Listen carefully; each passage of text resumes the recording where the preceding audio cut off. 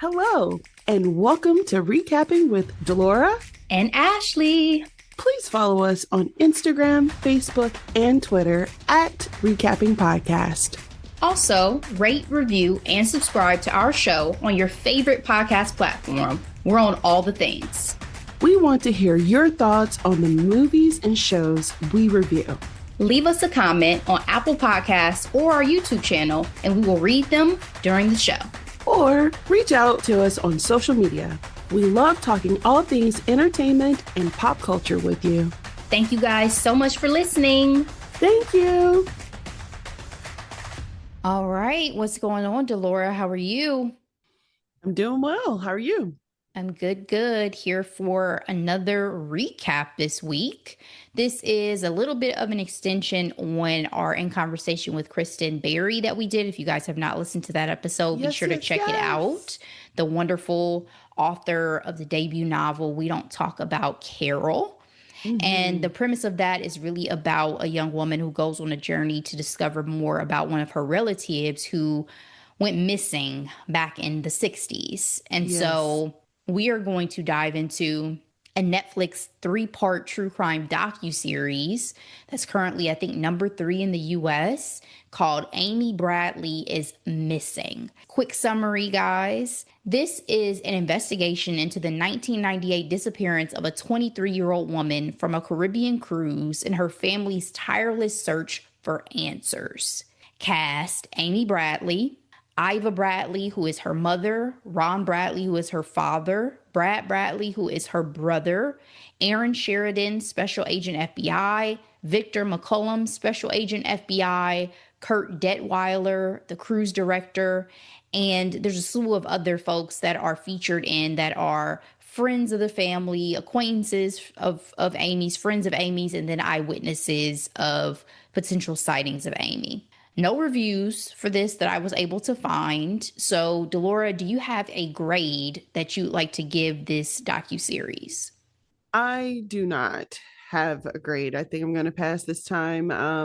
This is a serious matter, of course. True crime isn't necessarily my bag, so it's always interesting when I go into these docuseries. I do have a level of expectation for them that I'll explain more post spoiler alert.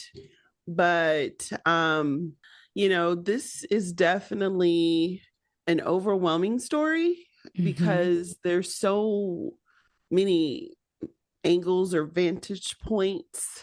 But yeah, I'm looking forward to our conversation on it.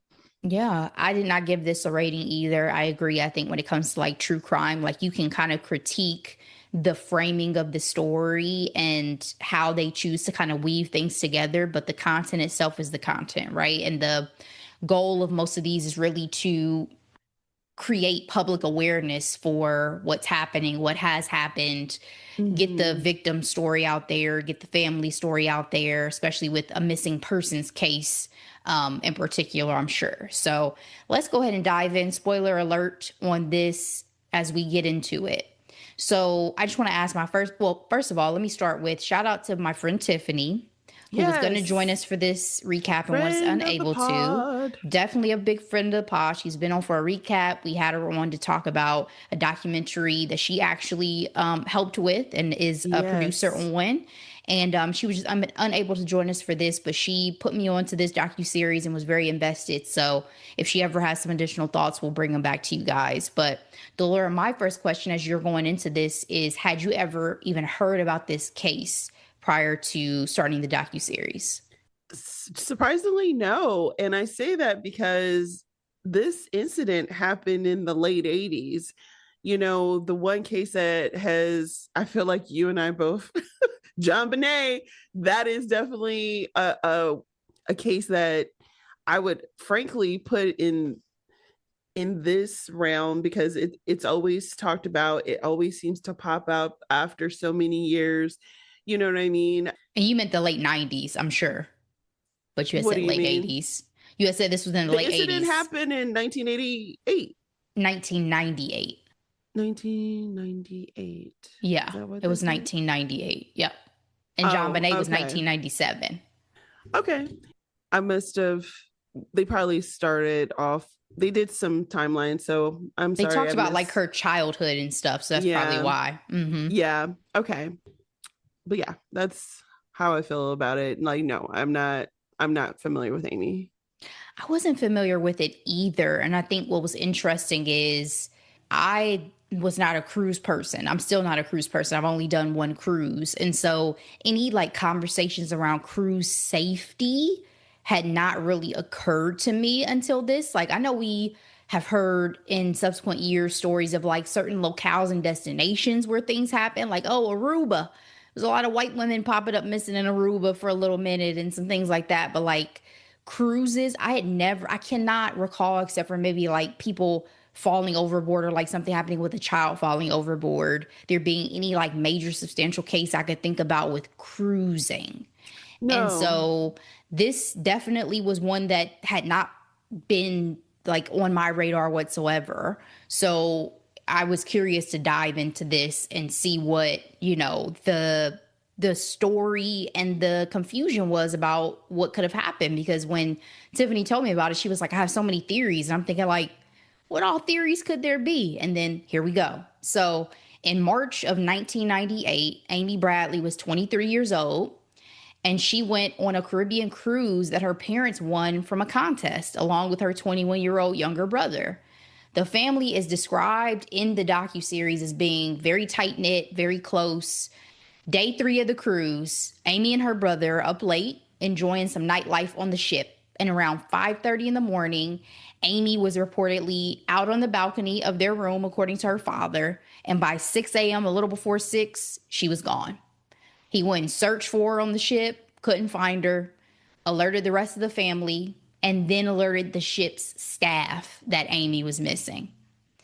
The guest relations manager on the ship told the family that he was not going to put out a page at 7 a.m. for Amy because he did not want to disturb the other guests. And the cruise director said, listen, we're not stopping these other 2,400 guests from debarking at this next port, because they were at their next port, which was Curacao, either. The family was insisting and begging and, trying to get them to stop. Nope, show must go on. What were your thoughts on the family's reaction and plea? And then what were your thoughts on the staff's actions inherently as a result? well, I will say, bless his family, because goodness gracious, I prayed to never know that type of terror, that horror of like not knowing where your family is, where your friends are, because it's such a blank page versus like the finality of knowing like a death or something along those lines. You know what I mean? Mm-hmm. So their rationale to me was sound. Like, of course, sound the alarm. My loved one is missing, but at the same time, I also understand this cruise ship is probably like, we are literally a well-oiled machine. Okay, people spend their hard-earned money for vacations like these, and they have the pressure of delivering. So it was definitely a in between a rock and a hard place, because to her family's point, as soon as you open up those doors, that changes the crime scene essentially immediately. And that's what was one of the toughest things to hear about for this, right? Is the fact that because you're on this cruise ship, because you're out in international waters, things are so different that you don't consider when you're going on this type of trip or this type of vacation. There is going to be no preservation of evidence because the show must go on. Clean crew's going to come through. Things are going to happen, right? And I was wondering as I was watching it, would they have taken this more seriously had Amy been younger?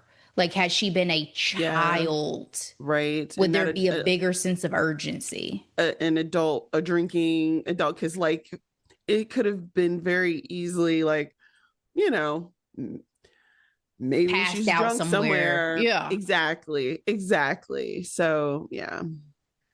The staff did, while people were debarked, do a full search of the ship, and they also could not locate Amy. So they alerted local authorities in Curacao, and the Curacao authorities testimony or conversation through the documentary, I should say, was interesting to me, of the sense that they seemed very definitive that had she gone overboard in their waters, her body would have washed up. Like, multiple of them were Yeah. like, we know how our current is. Yep. At least something of her would have washed up. Yeah. I thought that was very eye-opening as well, especially because a lot of people just assume like, well, if it's a shark or something, they're like, no, the shark doesn't Take the whole you know, body. exactly. So that was really interesting. And again, I would trust the people. I would trust the locals, that is their job. Exactly.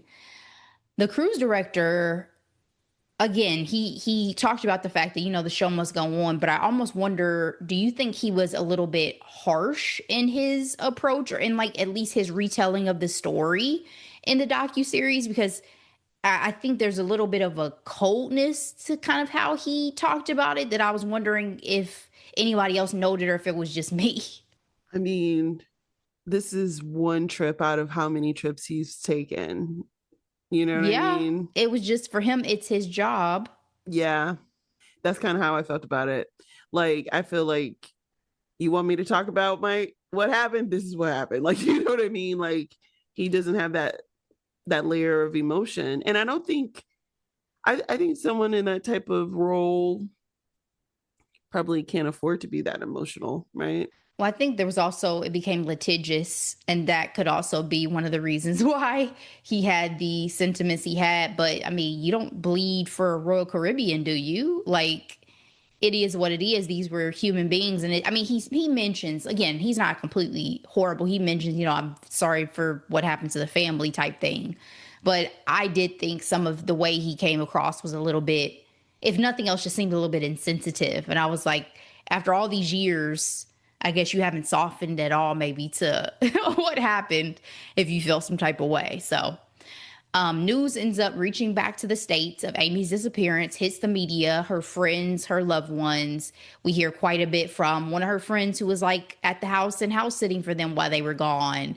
We hear from some of her friends that she went to high school with and went on to college with, and just their emotions, obviously taking them back to that time of the panic and sadness of the family. And hearing, I think one of the friend who was house sitting said, you just hear three people uncontrollably sobbing on the other end of the line. Yeah, It was hard. It was sad. very sad, especially because she was so integral into the family, in that she was dating the brother, she was best friend with this, the Yeah, sister, she hung out at their house. I I cannot even imagine. I can't either. I can't either.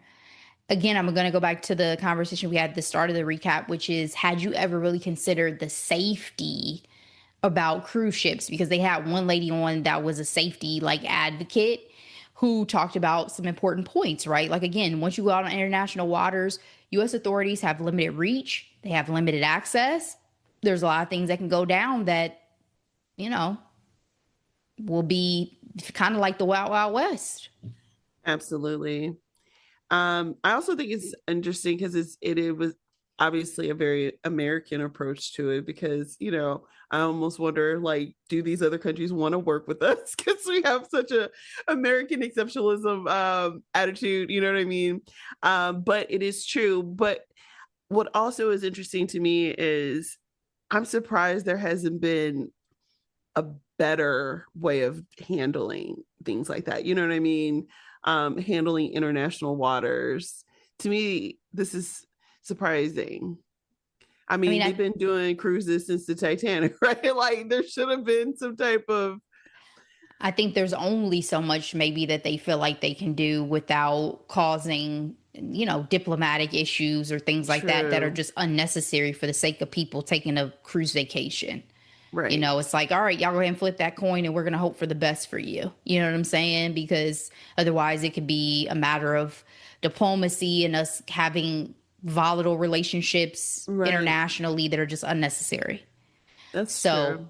you know, but again, me as just like an everyday person, I already was not a cruise person. Now, even more so, I'm like, yeah, I'm good. Like, I don't even Yeah. want those problems. My husband has always been like, we ain't doing a cruise from the public health standpoint. Yeah. You do Like, always hear about mass sickness and yeah, yeah. I will say I've been on a cruise once as well. I actually went on a trip. Shout out to my high school. Shout out to Mr. Crutcher.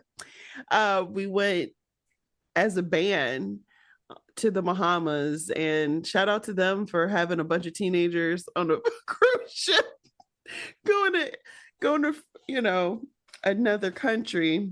But thankfully we were all safe and sound and without incident. But I do this all the time. I do try to look at things glass half full, but it is important to have a critical eye on things as well. oh, absolutely. Like again, I don't think when I was on a cruise, I was really anywhere long term by myself or did anything crazy. But I mean, you just never know. You never know what could happen. And so by the time the FBI did reach the ship after Amy's disappearance, the crime scene was cleaned, right? The maid staff had already come. So there was no preservation of evidence. That would have been one of the hardest things for me as the family is like to sit there and there's just nothing I can do to get some answers and maybe never get answers. Like those first, 48 hours Yeah, are so critical they are. and there's And nothing it's I can so do. funny because I'm just like, is this a conspiracy with the ship, and the staff or something like that? But I no, they think were they were just legit doing just their day doing to their day. job. Yep. Yep.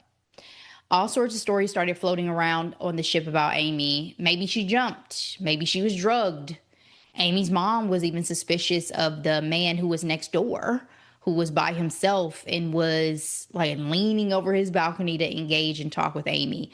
This whole conversation about Amy was fascinating to me about, oh, the wait staff at the restaurant paid extra attention to her and Yeah. this, and that. And I'm like, maybe it's the way people talk about people sometimes once they've passed on or are not around that gives them a more Hmm. magical quality.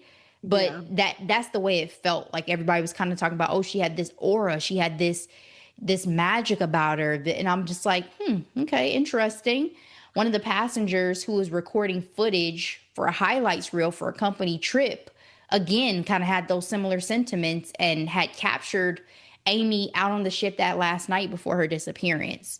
She was Hmm. dancing with one of the members of the ship's band, Alistair, aka Yellow. Yellow. Amy had mentioned to her brother that that same band member had made a physical pass at her. And an additional passenger saw Amy and Yellow between allegedly 5 and 6 a.m. going up an elevator to the ship's club, even though it was closed. Then they saw him return alone. He was interviewed and polygraphed by the FBI. The polygraph results were inconclusive. He admitted flirting with her, but denied any additional involvement. What were your thoughts about Yellow and kind of the, I don't even want to say finger pointing. I mean, he was a very strong suspect, in my opinion, in the way that it was painted and depicted in this documentary.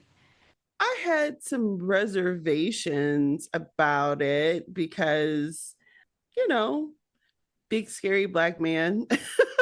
I'm like, is this the narrative we're going with?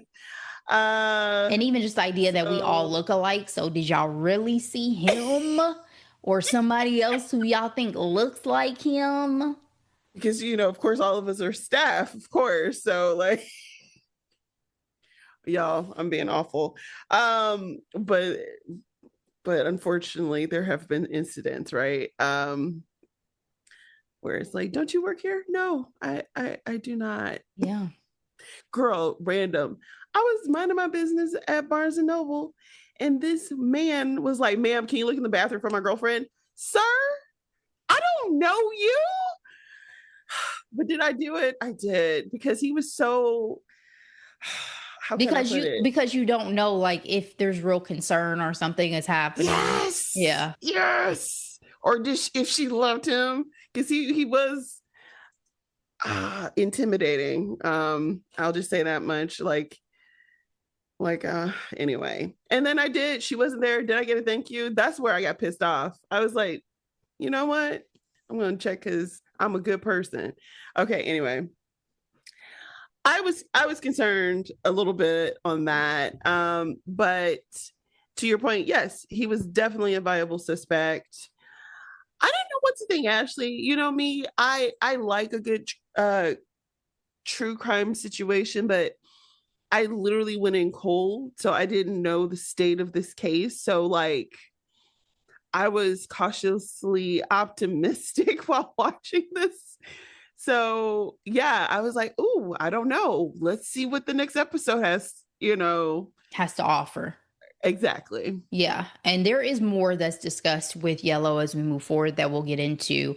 But at that point, I was like, because I didn't like what we're kind of leading to next is that during interviews with Amy's friends, we dive into her sexuality and Yes. the fact that she comes out as gay while she's in college. Her parents are not happy. Her father even writes one of her girlfriends at the time a letter of his disapproval. So Girl. it started being questioned of could she have been suicidal? Was she not in a good headspace? Um, I did and go that's as far as rational. did her family, are they really as happy as they claim to be? Ooh, Did she have like a weird mm, relationship with her family in any kind of way? now that is one And thing I did not question, shockingly, was the really, family. Shockingly, because okay. usually that one of the first I'm very skeptical and I'm like, the daddy may have put like something could have happened. There was a I don't even know if the word is sincerity. Like I felt like you could see the pain and wear and Yeah, tear on that family in the documentary. absolutely. That is true. Yeah. So Like it made all me of not quite, them. yeah. Yeah. And even when the brother was like, I'm about to be 48, I've never had kids. And I think Listen, subconsciously it's because of what I saw my parents go through and losing a child. I don't even want to put myself in that situation. and these are facts. Like Yeah.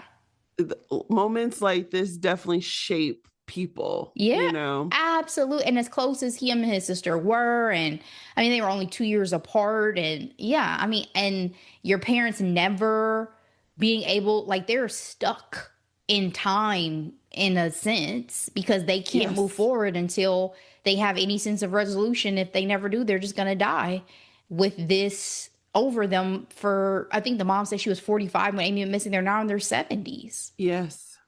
They're now in their 70s. So, I I never bought the idea that Amy jumped, right? And this is one thing that I really wanted Tiffany to join us for because me and Tiffany do not see eye to eye on this, and I have not been able to get her to expound on it yet. And I wanted to bring it here to the mic, but it just for me to jump from a ship is a different type of suicide, right?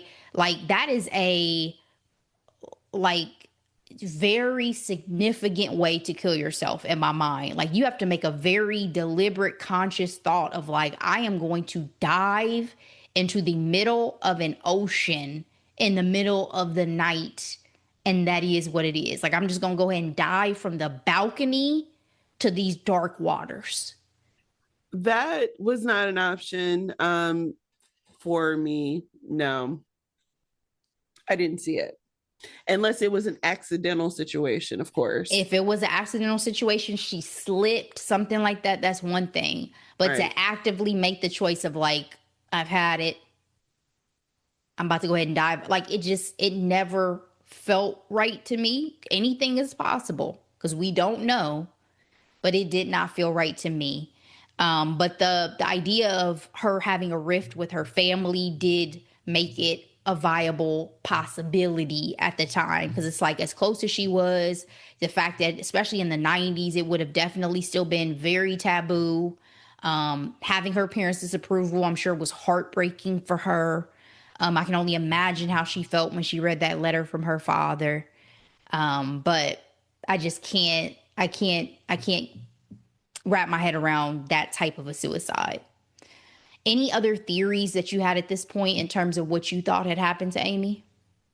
Like I said, you know, everybody was getting the side eye in with the family at first, especially with the going in and out or something like that. And then a possible accidental slip was also another factor. Um, Again, with Yellow, sure, but I wasn't fully convinced at this point. Okay. After 4 days of Amy missing, her family went back home. They got active and did what they could with outreach. We begin hearing alleged eyewitness accounts of Amy sightings. Amy's dad and brother went back to Curacao 2 weeks after her disappearance for a press conference. A taxi driver approached her dad and said he encountered Amy and she was looking for a phone. But when he pointed towards the phone, she went in the opposite direction.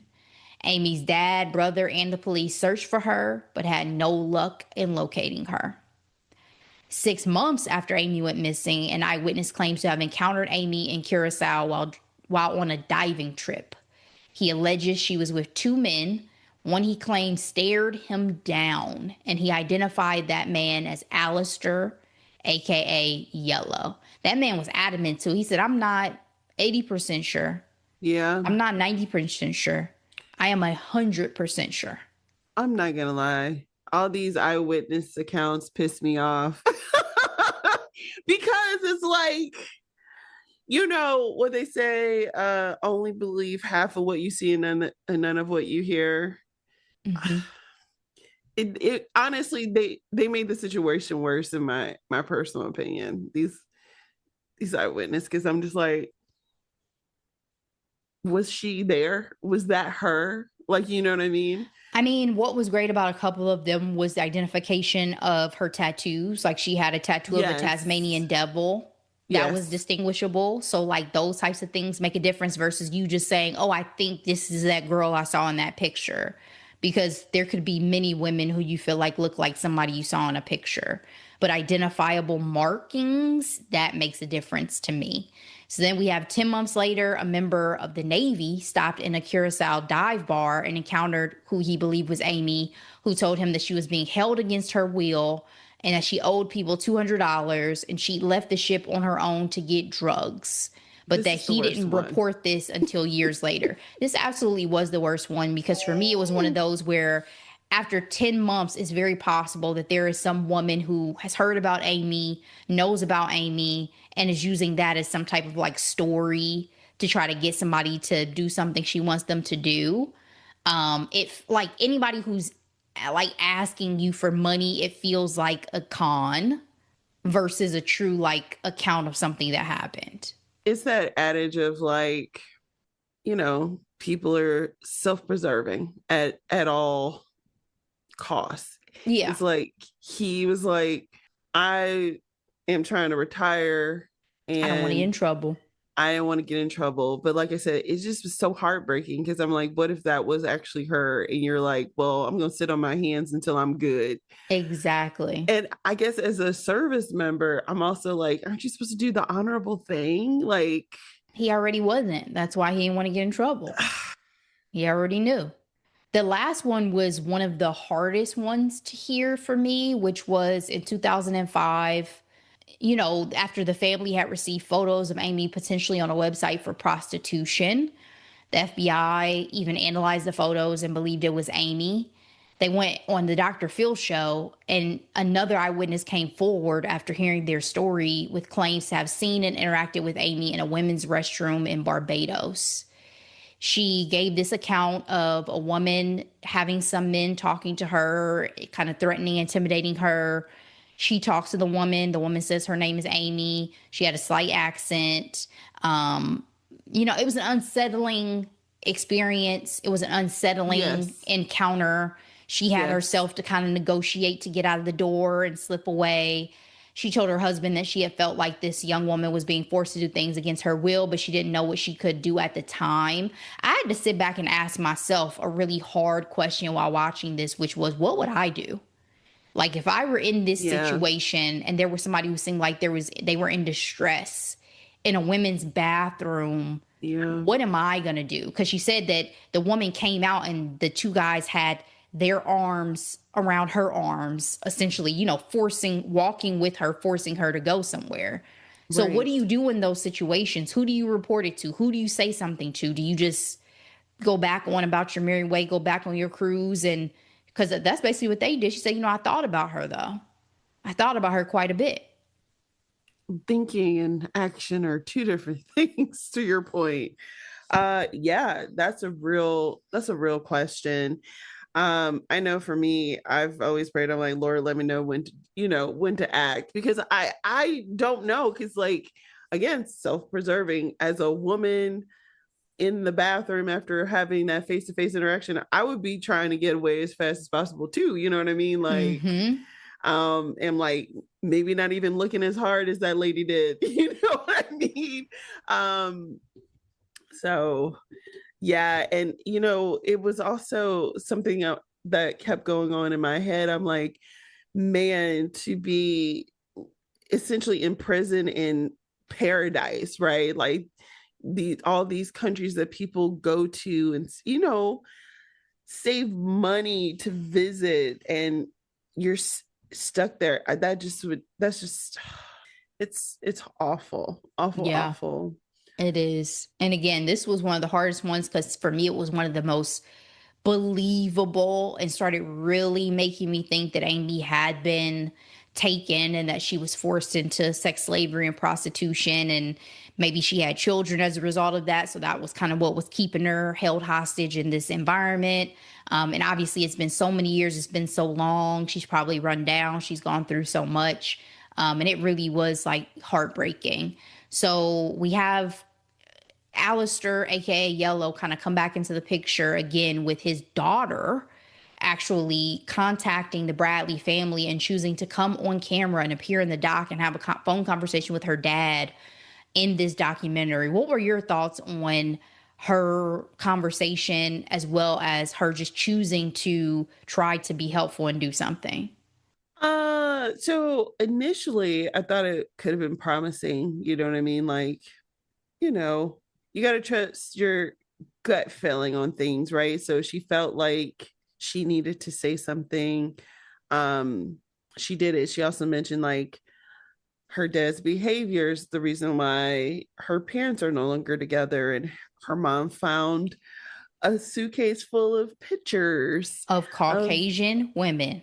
exactly, which would be alarming, because I believe they're from Grenada, right? So it's like, okay, what is this all about? And even earlier in the documentary, they talked about how much he flirted with the passengers. And Amy's mom, also worth note, mentioned how after they had taken pictures, their pictures were gone Right. They were from the gone. ship. What I will say is, I did also feel like it was a huge nothing burger at the same time, For us, because yeah. I was like, um, she didn't shed any new light. His story has not changed. Yes, he took a lie detector test, but sometimes those things are inconclusive. But you It know what I was. mean? The results were. And so I kind of felt like it just again gave false hope at the same time. I felt some type of way about her coming forward to your point too of like, okay, is this about to be the big reveal? We're gonna find out that, the truth, all this stuff. What it did more than anything, I felt like was fractured another family because I'm like, and what if your dad really is innocent and then you came on here and Right. did this on camera and now he's gonna know and you know what I'm saying? Like I don't know Yes. what to believe, but it just felt like this young lady is putting herself in a situation where it's causing additional issues maybe for her. Not to say it's not the right thing to do. It might very well be the right thing to do. We just don't know. Like to her point, she was saying it feels like a puzzle that you can't get all the pieces to. And so like we know from a lot of things that people can lie, deny. So I just don't know if your dad did something or didn't do something. And so to put yourself in a situation where you're not only talking to him about it, but you're talking to him about it on camera. I'm just Right. curious as to kind of how that ultimately plays out. But it was definitely disappointing from the perspective of just a viewer of the documentary in the sense that there was absolutely nothing additional that it gave us. And so a stranger in Sydney, Australia, took an interest in Amy's case and created amybradleyismissing.com. He and one of the eyewitnesses, the first eyewitness actually, decided to mine the data of visitors to the site and realized Barbados actually had a lot of traffic, especially around birthdays, anniversaries, Thanksgiving.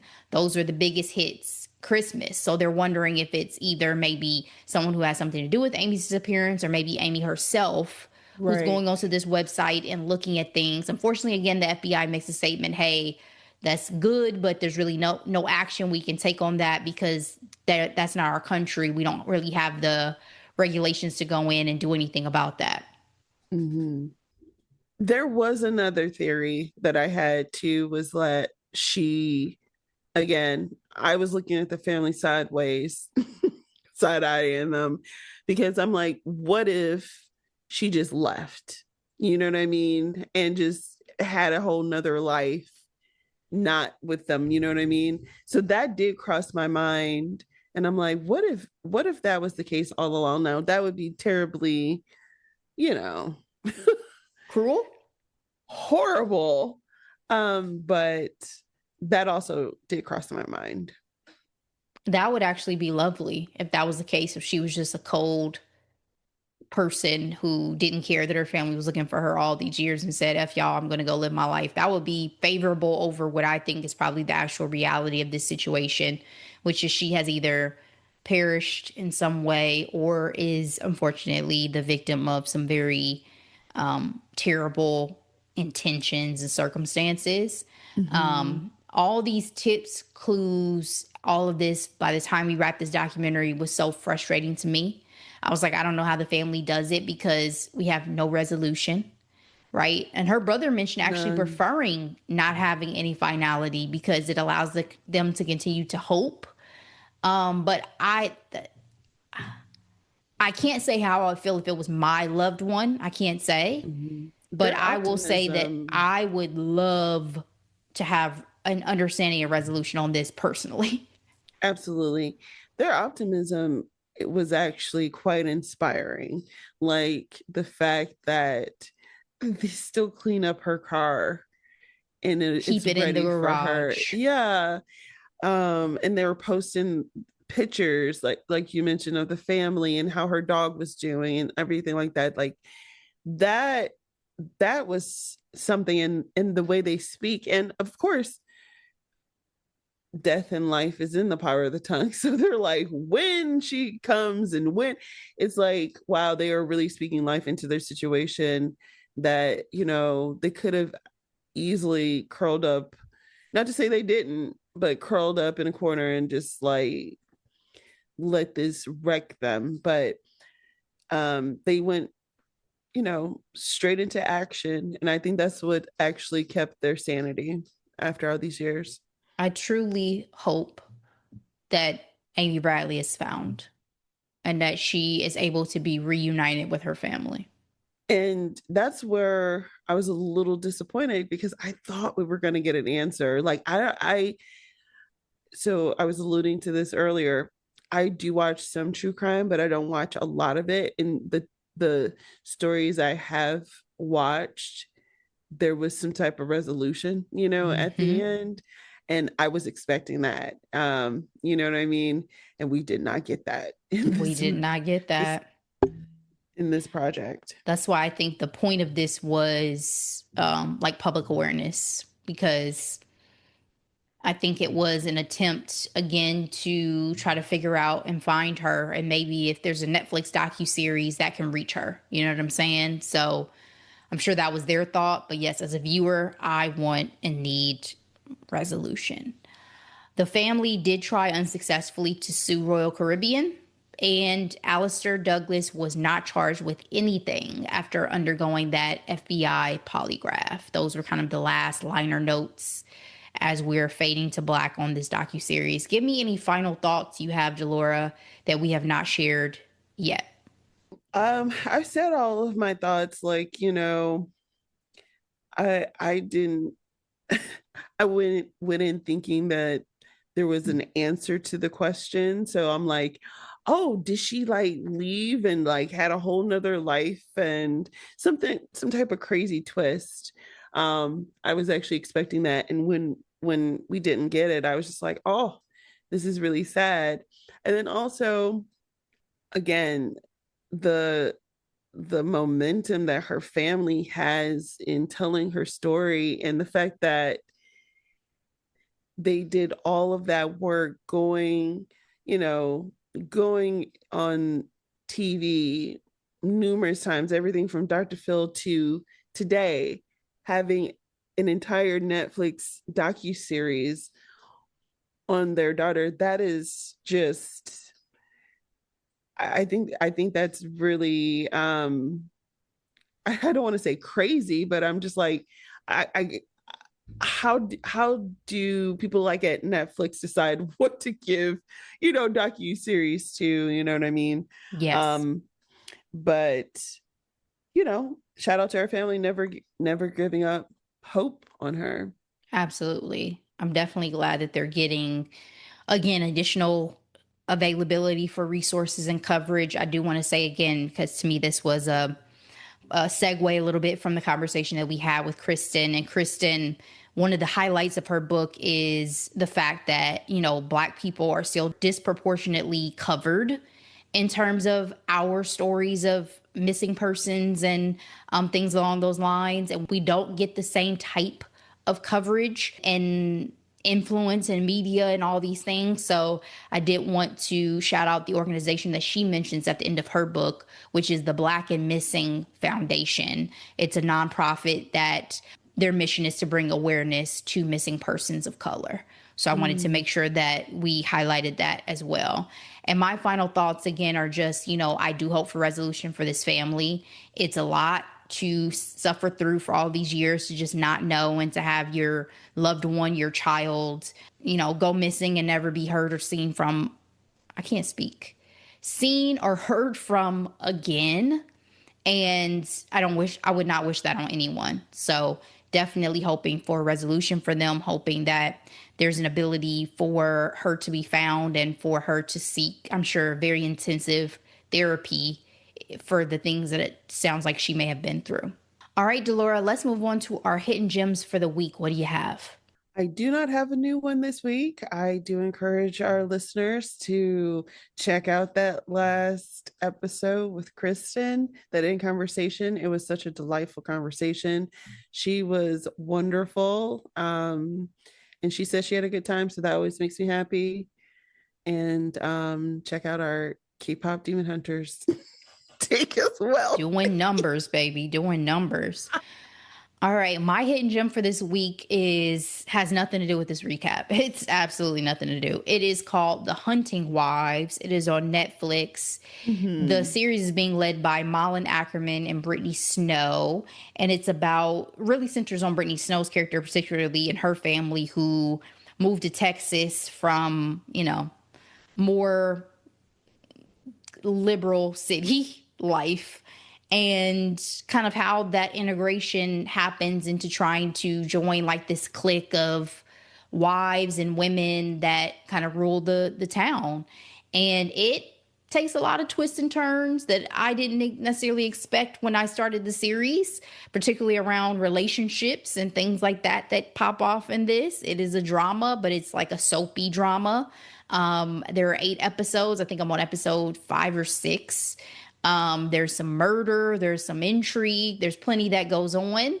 And so if you're, interested in going a little bit of a ride, kind of Desperate Housewives meets, I don't know, a lot of Do other you things. remember GCB, Good Christian Bees?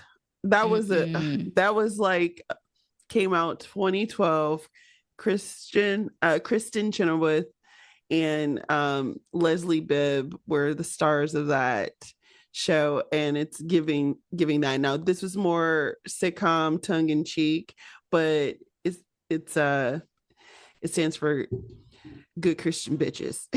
Got it. Well, yeah, there's a lot of inspo, it seems like, that was pulled for the premise of this one for sure. So, guys, feel free to check that out. Again, it's on Netflix. That is it. That is all. We appreciate you guys, as always, for coming back. We're going to be on a little bit of a break. Dolores going to take a little trip, have a little vacay. Y'all, that's my hidden gem. Y'all take care of yourself, okay? Mm-hmm. Mentally, physically, spiritually as well. Take vacation time if you can. Yep. Collecting them, storing them is not going to do you any good. Okay. Indeed. So it'll just be a 1 week break, guys. We'll do a What do we call Replay. it? Thank you. We'll do a replay in the meantime, and then we'll be back with some brand spanking new episodes for you thereafter. So please share this episode out with everybody you know. We appreciate it. We'll be back, but in the meantime, as always, be blessed. Bye.